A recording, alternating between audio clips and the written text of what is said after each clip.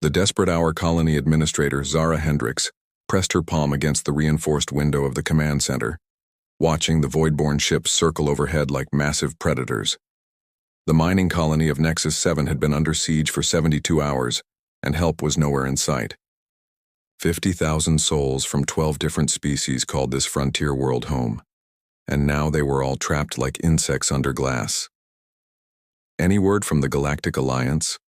Zara asked without turning around, though she already knew the answer. Her voice carried the weight of exhaustion that came from 3 sleepless nights. Security Chief Marcus Blake shook his head grimly. "Nothing. The nearest Alliance fleet is 6 weeks away minimum. Even if they left now, it would be too late." He gestured toward the tactical display showing the enemy formation. 47 void-born warships maintaining orbital blockade. They're not in any hurry. The enemy's patience. The void-born were methodical in their cruelty. Unlike other aggressive species that struck fast and hard, they preferred psychological warfare. They would surround a world, cut off all communication, and let fear do the work. Then, when resistance crumbled, they would harvest the planet's resources and enslave any survivors. Communications Officer Jin Park looked up from her console, her usually calm demeanor cracking. "I've tried every emergency frequency, every diplomatic channel. The Confederation claims they're tied up with border disputes. The Trade Federation says it's outside their jurisdiction. Even the peacekeeping forces are mysteriously unavailable." Zara finally turned from the window, her jaw set with determination. "What about the other colonies? Surely someone will respond to a general distress call." "That's the thing," Jin said, her voice barely above a whisper. "There are 17 other colonies under siege right now. The Voidborn aren't just attacking us. This is a coordinated campaign across 3 sectors. The Forgotten People." Marcus pulled up a star chart on the main display. Red markers indicated confirmed Voidborn attacks, while yellow showed colonies that had gone silent. The pattern was clear and terrifying. "They're cutting us off from each other. No colony can help another because they're all fighting for survival." Zara studied the display, her mind racing through possibilities. As a former military officer turned administrator, she understood strategy. This isn't random expansion. They're testing the Alliance's response time and commitment. When they realize no help is coming, they'll move in for the harvest. The command center fell silent except for the hum of life support systems. Outside, the Voidborn ships maintained their patient vigil, their dark hulls reflecting the light of Nexus 7's twin suns. Each vessel was a masterpiece of intimidation, bristling with weapons designed not just to destroy, but to terrify. A glimmer of hope. Suddenly, Jin's console erupted with activity. Her fingers flew across the controls as she tried to isolate a strange signal cutting through the interference. "Wait, I'm getting something. It's not from any known alliance." "Frequency." Marcus moved closer to her station. "Voidborn? No, this is different. The encryption is completely foreign, but there's something familiar about the transmission pattern." Jin's eyes widened as she worked to decode the signal. It's human." Zara felt her heart skip. Humanity was considered one of the galaxy's newer species, barely noticed by the major powers.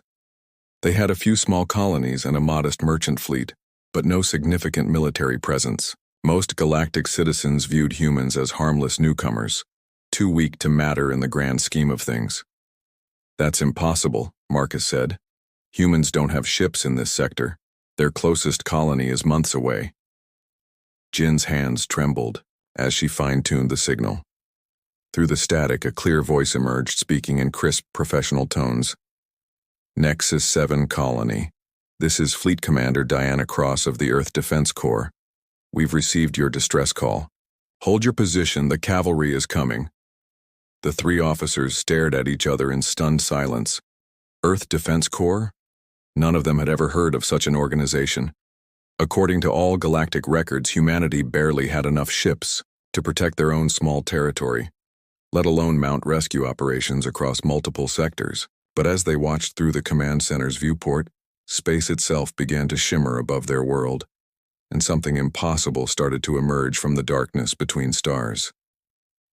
The voice from the Void Fleet Commander Diana Cross stood on the bridge of the EDS Prometheus, her weathered hands gripping the command railing as she watched the tactical display update in real time. 47 Void-born vessels surrounded Nexus 7 like vultures, completely unaware that death was approaching from the darkness behind them. Her fleet had been traveling through fold space for 18 hours, pushing their experimental drives to the limit. Distance to target? Diana asked her navigation officer. Lieutenant Commander Torres checked his instruments. 60,000 kilometers in closing. Fold space exit in 3 minutes, Commander. Diana nodded, then activated the fleet-wide communication channel. All ships, this is Prometheus Actual. We are about to emerge into a hot zone with superior enemy numbers. Remember your training, trust your equipment, and show these aliens why Earth doesn't abandon its own. The hidden truth. For 50 years, humanity had been dismissed by the galactic community as insignificant newcomers. While other species focused on trade, politics, and territorial expansion, humans had been quietly building something the galaxy had never seen before. The Earth Defense Corps wasn't just a military force, it was humanity's insurance policy against a hostile universe. Captain Jake Morrison, commanding the destroyer EDS Reaper, reviewed his orders one final time. His ship was one of 200 vessels in Diana's task force, each equipped with technology that pushed the boundaries of known science. Humanity had learned from every species they encountered, adapting and improving upon alien designs while adding their own innovative touches. The fold drive system they used was based on theoretical physics that most galactic civilizations had deemed impossible. While other species relied on traditional faster-than-light engines that required weeks to cross sectors, human ships could fold space itself, appearing anywhere in the galaxy within days. The emergence, fold space exit in 10 seconds, Torres announced. All ships reporting ready. Diana watched as her fleet prepared to make the transition back to normal space. 200 ships carrying 30,000 of Earth's finest personnel, armed with weapons that most aliens couldn't even comprehend. The Voidborn had made a critical error in their calculations. They had forgotten to account for humanity's capacity for righteous fury. Exit fold space. All ships, weapons hot, shields up. Reality rippled around Nexus 7 as the human fleet materialized in perfect formation. The EDS Prometheus emerged first, a kilometer-long battleship that dwarfed most vessels in the galaxy. Behind it came cruisers, destroyers, frigates, and carrier ships loaded with advanced fighters. Each ship's hull gleamed with energy fields that bent light around them, making exact targeting nearly impossible. First contact protocol. On Nexus 7, Zara Hendricks watched in amazement as the human fleet spread across the star field like a metallic constellation. The ships moved with precision that spoke of years of training and coordination. This wasn't a hastily assembled rescue force. This was a professional military operation. Nexus 7 Colony, this is Commander Cross. The voice crackled through their communication system. We have visual confirmation of your situation. Begin immediate evacuation procedures for non-essential personnel. We'll hold the line while you get your people to safety. Jin Park's hands shook as she responded. Commander Cross, we have 50,000 civilians down here. Our transport capacity is limited, and the Voidborn have been jamming our systems for 3 days. Copy that, Nexus 7. We're transmitting new communication protocols that will cut through their interference. Our transport ships are equipped with quantum shielding. They can reach the surface even under fire. The alien response aboard the Voidborn flagship, War Master Kethvar studied the sudden appearance of the human fleet with growing unease. According to all intelligence reports, humanity was a minor species with limited military capabilities. Yet the ships surrounding his force displayed technology signatures he had never encountered. Analysis, he demanded from his tactical officer. Unknown propulsion system, unfamiliar energy signatures, and ship designs that don't match any known human specifications, came the reply. War Master, their largest vessel is significantly bigger than our dreadnought. Kethvar's mandibles clicked in irritation. Impossible. Humans are barely spacefaring. Send them a warning. If they withdraw now, we might allow them to live." The warning Diana received the void-born transmission with cold amusement. The alien's arrogant tone reminded her why humanity had built this fleet in the first place. Too many species in the galaxy believed that might made right, that smaller civilizations existed only to serve larger ones. "Void-born vessels," she responded on an open channel. "This is Fleet Commander Diana Cross of the Earth Defense Corps. You are ordered to cease your blockade immediately and withdraw from this system. You have 60 seconds to comply." The alien response was predictably hostile. "Humans, you are outgunned and outnumbered. Withdraw now or face annihilation." Diana smiled grimly as she looked at her tactical display. The Voidborn had no idea what they were facing. For decades, humanity had prepared for this moment, the day when they would no longer hide in the shadows, when they would stand up to galactic bullies and show them that Earth's children were not defenseless prey. "All ships," she commanded. "Weapons free. Show them what happens when you threaten human colonies." The battle for Nexus 7 was about to begin, and the galaxy would never be the same. The first strike. The space around Nexus 7 erupted into chaos as the human fleet engaged the Voidborn armada. Diana Cross watched from the bridge of the Prometheus as her ships moved with deadly precision, their formations flowing like liquid mercury through the enemy ranks. What the Voidborn expected to be a simple intimidation had turned into their worst nightmare. "All fighters launch immediately," Diana commanded. "Escort squadrons cover the transport ships. Battle groups Alpha through Delta. Engage enemy capital ships.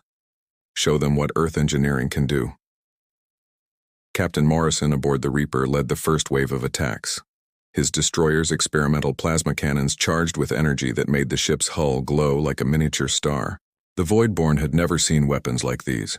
Cannons that could adjust their beam frequency in real time, cutting through alien shields as if they were paper.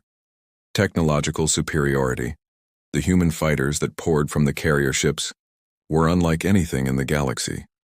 Each craft was controlled by an artificial intelligence that could react faster than any biological pilot, while still maintaining the creativity and unpredictability that made human tactics so effective. The fighters moved in perfect coordination, striking like a swarm of metallic wasps. War Master Kethvar watched in horror as his ships began taking damage from impossible angles. The human weapons seemed to bend space itself, striking targets that should have been protected by cover.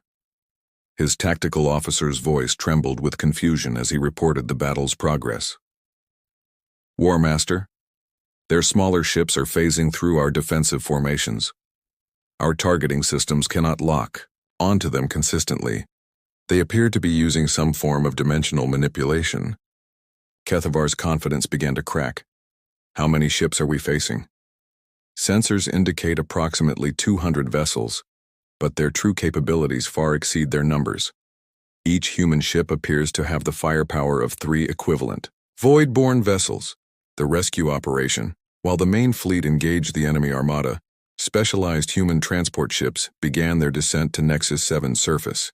These vessels were marvels of defensive engineering, equipped with shields that could withstand direct hits from capital ship weapons. Their hulls rippled with energy fields that made them nearly invisible to enemy sensors.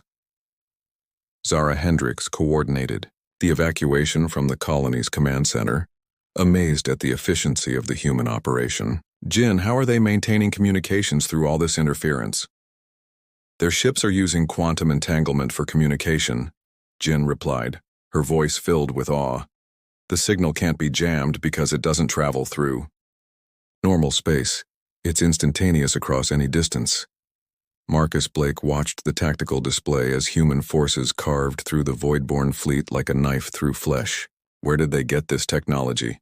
Intelligence reports said humans were barely past primitive spaceflight 50 years ago. The hidden history. What the galaxy didn't know was that humanity had encountered hostile aliens long before making official first contact. 70 years ago, a small exploration vessel had stumbled upon a Voidborn scouting party near the edge of human space. The encounter had ended badly, with most of the human crew dead and their ship destroyed. But one survivor had made it home with proof that humanity was not alone, and that the galaxy was far more dangerous than anyone had imagined. From that moment, Earth's governments had made a secret decision. While publicly maintaining their image as peaceful newcomers to galactic civilization, they had poured resources into military development on a scale never before seen in human history. Every interaction with alien species became a learning opportunity. Every piece of technology a puzzle to be solved and improved upon. Diana Cross had been part of that program from the beginning, one of the first generation of officers trained specifically for interstellar warfare. She had spent decades preparing for this day, when humanity would finally reveal its true capabilities to a galaxy that had dismissed them as irrelevant. The tide shifts.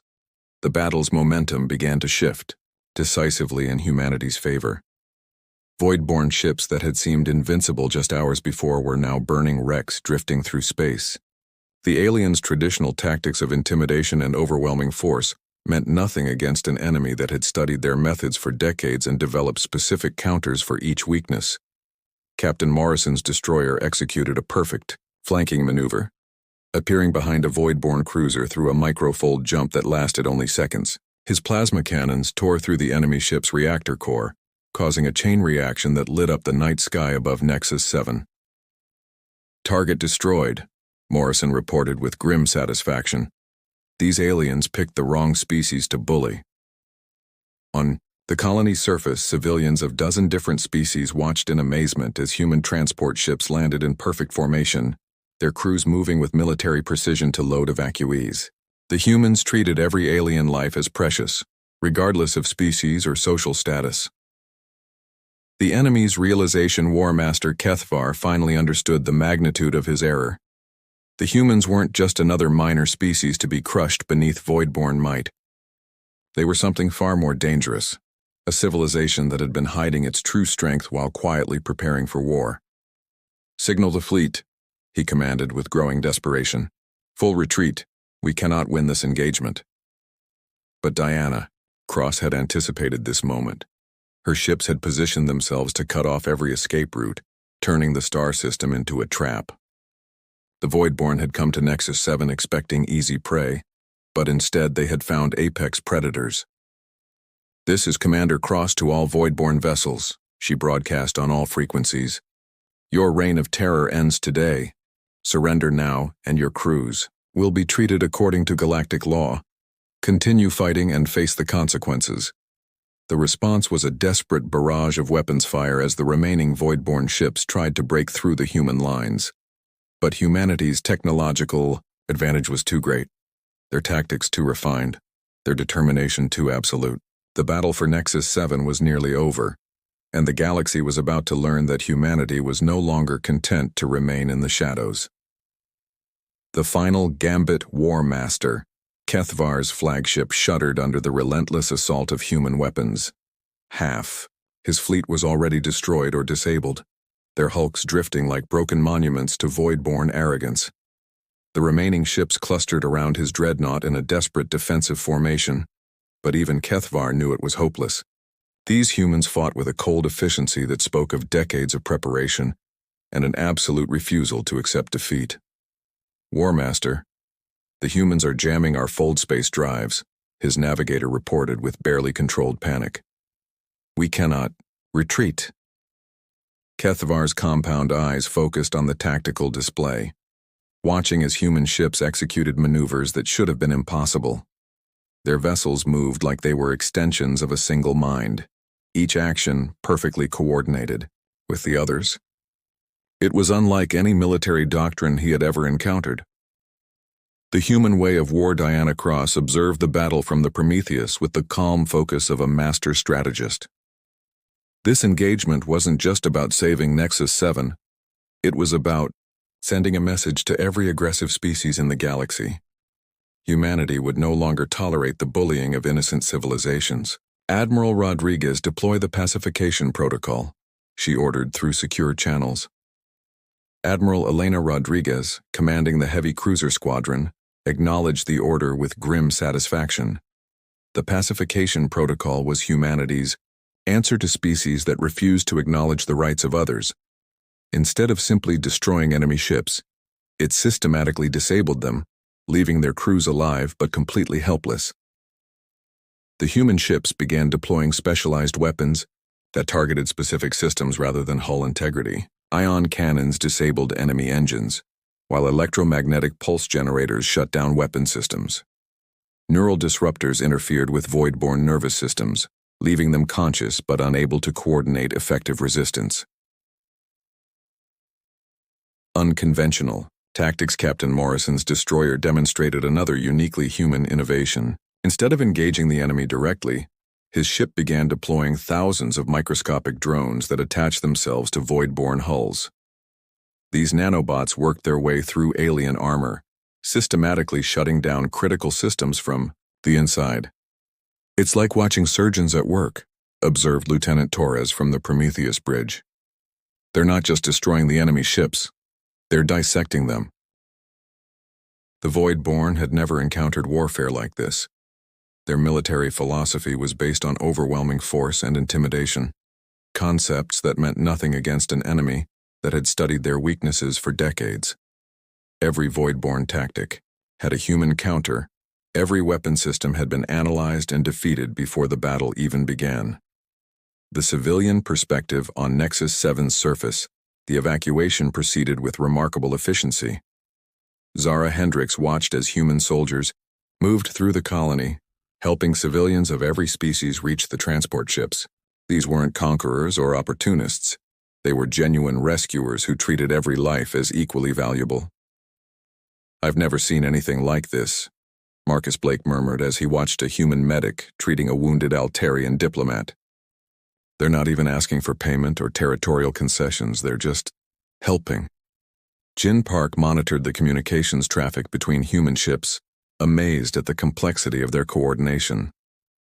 Their tactical network is processing thousands of variables simultaneously. Every ship knows exactly where every other ship is, what they're doing, and what they plan to do next. It's like they're fighting with a single brain controlling 200 bodies. The human transport ships continued their methodical evacuation, their crews working with calm professionalism despite the raging battle overhead. They had protocols for every species' specific needs, medical equipment compatible with alien physiology, and translators who could communicate in dozens of languages. The breaking point. The last functional Void-born cruiser attempted a kamikaze run at one of the human transport ships loaded with civilians. Captain Morrison's destroyer intercepted it with a precision strike that severed the cruiser's command section without causing a reactor explosion that might have harmed the evacuees below. War Master Kethvar watched his final escort ship die, and finally understood the futility of continued resistance. These humans weren't just militarily superior. They were fighting for something beyond conquest or glory. They were fighting for the principle that innocent lives mattered, regardless of species or origin. "Signal surrender," he commanded, his voice heavy with defeat. Diana Cross received the surrender transmission with no sense of triumph, only satisfaction that the killing could end. "Void-born vessel, this is Commander Cross. Power down all weapon systems and prepare to be boarded. Any attempt to self-destruct will be prevented by our containment systems." The aftermath begins. As the last Void-born weapons fell silent, the Baoi, full scope of humanity's victory became clear. An entire enemy battle fleet had been defeated with minimal human casualties, while simultaneously conducting the largest civilian evacuation in recent galactic history. The operation had been a masterpiece of military precision and humanitarian dedication. "Colony status report," Diana requested from her communications officer. "All civilian transports report successful boarding. 47,832 beings evacuated successfully. Medical teams are treating wounded, and our ships have sufficient supplies for extended care." Zara Hendricks transmitted from the surface. "Commander Cross, this is Administrator Hendricks. On behalf of everyone on Nexus 7, thank you, you saved us all." Diana's response was characteristically direct. "Administrator, this is what neighbors do for each other. No one fights alone while Earth has ships to send." The galaxy watches. Unknown to the participants in the battle, News of the engagement was already spreading across galactic communication networks. Automated beacon messages had carried word of the human intervention to nearby systems, and the implications were staggering. The species that everyone had dismissed as insignificant newcomers had just defeated one of the galaxy's most feared military forces. More importantly, they had done it not for conquest or resources, but to protect civilians they had never met from species they barely knew. In diplomatic chambers across the galaxy, ambassadors and military leaders began reassessing everything they thought they knew about humanity. The humans weren't just another minor species anymore. They were a major power that had chosen to reveal themselves by saving lives rather than taking them. The battle for Nexus 7 was over, but its consequences would reshape the balance of power throughout known space. The Galactic Awakening. 3 days after the Battle of Nexus 7, the galaxy was still reeling from the implications of humanity's intervention. In the halls of the Galactic Alliance headquarters on Centauri Prime, emergency sessions had been called to address what many were calling the most significant shift in galactic politics in over 2 centuries. Ambassador Thyron of the Qatari Republic stood before the assembled delegates, his crystalline features reflecting the holographic displays showing footage from the battle. Fellow representatives, we can no longer treat humanity as a minor species. Their military capabilities rival those of the founding members of this alliance. The recordings spoke for themselves. Human ships moving with impossible coordination, weapons that bent the laws of physics, and most remarkably, a rescue operation that had saved nearly 50,000 beings without asking for anything in return. It was unprecedented in galactic history. The human response. Diana Cross found herself aboard the Alliance station 3 weeks later, no longer just a fleet commander but Earth's newly appointed ambassador to galactic affairs. The role had been thrust upon her after the Alliance formally requested Earth's participation in galactic governance, a request that would have been unthinkable just months before. "Commander, excuse me, Ambassador Cross," said Chancellor Vex of the Trade Federation during their first official meeting. "Your species' intervention at Nexus 7 has raised many questions. How long has Earth possessed such military capabilities?" Diana's response was measured and diplomatic, but carried an underlying steel that reminded everyone present of humanity's newfound status. "Chancellor, Earth has always prioritized the protection of innocent life. Our capabilities have grown from necessity, not aggression. We learned long ago that the galaxy can be a dangerous place for those who cannot defend themselves. The Voidborn Reckoning. The captured Voidborn forces had been processed according to galactic law, but their fate sparked intense debate. Many species called for harsh punishment, while others worried about setting precedents for treatment of prisoners. Humanity's position surprised everyone. "We propose rehabilitation rather than execution," Diana announced to the War Crimes Tribunal. The Voidborn acted according to their cultural conditioning. With proper guidance, they can become productive members of galactic society. War Master Kethvar, now stripped of rank and awaiting judgment, watched the proceedings with growing amazement. The species he had tried to intimidate was now advocating for his people's welfare. It was a concept entirely foreign to Voidborn. Thinking where strength was the only virtue and weakness deserved destruction. The new partnerships, 6 months after Nexus 7, the galactic landscape had fundamentally changed. Earth had established formal diplomatic relations with over 30 species, many of whom had previously ignored humanity entirely. Trade agreements flowed in, but more importantly, mutual defense pacts were signed with smaller civilizations that had long feared aggressive neighbors. Zara Hendricks, now serving as Earth's liaison for colonial affairs, coordinated these new relationships from her office on rebuilt Nexus 7. The colony had become a symbol of human commitment to galactic welfare, its reconstruction funded entirely by Earth as a demonstration of their values. "The Zalani Confederation wants to discuss joining our mutual defense network," she reported to Diana during their weekly communication. "They've been harassed by raiders for decades, but the Alliance always claimed it was outside their jurisdiction." Diana nodded approvingly. "Schedule the meeting. Every species deserves the right to exist peacefully regardless of their size or military strength." The technological revolution. Perhaps most significantly, humanity began sharing selected technologies with their new allies, medical advances that could save millions of lives, agricultural techniques that could end hunger on dozens of worlds, and defensive systems that could protect vulnerable colonies from future attacks.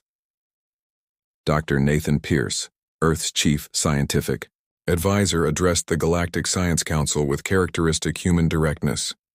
Knowledge belongs to all sentient beings. We're not sharing these technologies for profit or influence. We're sharing them because it's the right thing to do. The impact was immediate and profound. Worlds that had struggled with basic survival found themselves entering new golden ages of prosperity and growth. Species that had been enemies for centuries began cooperating on joint projects using human-mediated technologies. The ripple effect. The changes extended far beyond politics and technology. The very concept of galactic civilization was evolving. Where once might had made right, and powerful species dominated weaker ones, a new paradigm was emerging. Humanity's example was inspiring other civilizations to reconsider their own values and priorities. The Antaran Empire, long known for its aggressive expansion policies, announced a complete withdrawal from disputed territories and began negotiations for peaceful coexistence with their neighbors. The announcement specifically cited humanity's demonstration that true strength comes from protecting others, not conquering them. The personal cost. Diana Cross stood on the observation deck of Earth's new orbital defense station, watching construction ships put the finishing touches on humanity's first major space installation. The view was magnificent, but her thoughts were with the thousands of human personnel now scattered across the galaxy, serving as peacekeepers, diplomats, and guardians. Second thoughts? Asked Captain Morrison, now serving as her military attaché. Never, Diana replied firmly. But I sometimes wonder what we've started. In revealing ourselves, we've taken on responsibilities that will define humanity for generations to come. Morrison nodded thoughtfully. Maybe that's what growing up looks like for a species. Taking responsibility not just for ourselves, but for our neighbors too. The future beckons. 1 year after Nexus 7, the Galactic Alliance formally restructured itself to accommodate the new reality. Humanity was granted a permanent seat on the Security Council, with Diana Cross serving as Earth's first galactic representative. The ceremony was broadcast across known space, watched by billions of beings who had learned to see humans not as newcomers, but as leaders. In her acceptance speech, Diana's words would be remembered for centuries. Today marks not humanity's ascension to power, but our commitment to service. We did not reveal ourselves to rule the galaxy, but to protect it. Every species, no matter how small or seemingly insignificant, has the right to exist and flourish. This is our promise to you, and to future generations who will inherit the stars we leave behind. The galaxy had awakened to a new dawn, one where strength served justice, where technology served life, and where the newest members of the galactic community had become its moral compass. Humanity had emerged from the shadows not as conquerors, but as guardians, and the universe would never be the same. As Diana often said in the years that followed, help was never a myth. Sometimes it just takes time to arrive.